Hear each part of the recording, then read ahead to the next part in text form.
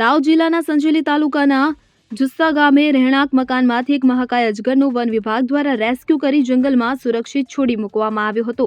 One વિભાગ દ્વારા જુસ્સા ગામના એક મકાનમાંથી 12 ફૂટ લાંબો અને 15 કિલો વજન ધરાવતો મહાકાય અજગર તાલુકા વન વિભાગ પશ્ચિમ રાઉન્ડ દ્વારા દિલધડક રેસ્ક્યુ કરવામાં આવ્યું હતું।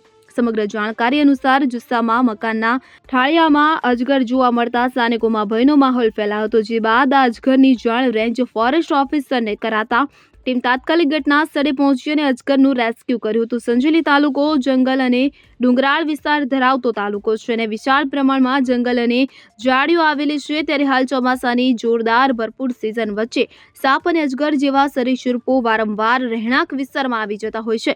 ત્યારે તાલુકાના જુસ્સા માંડલી બોર્ડર ખાતે આવેલા બામણિયા પ્રદીપભાઈ નટવરભાઈના મકાનમાં એક ખૂણામાં મહાકાય અજગર જોવા મળતા સ્થાનિકોમાં ભયનો માહોલ ફેલાતો આ ઘટનાને લઈ તાત્કાલિક રેન્જ ફોરેસ્ટ ઓફિસરને આ અંગેની જાણ કરાતા તાત્કાલિક વન વિભાગની ટીમ ઘટના સ્થળે પહોંચી અને કલાકની ભારે જહેમત બાદ અજગરનું રેસ્ક્યુ સુરક્ષિત રીતે કરી પીછોડા જંગલમાં મુક્ત કરવામાં આવ્યો હતો। બ્યુરો રિપોર્ટ, ખબર ગુજરાત લાઈવ।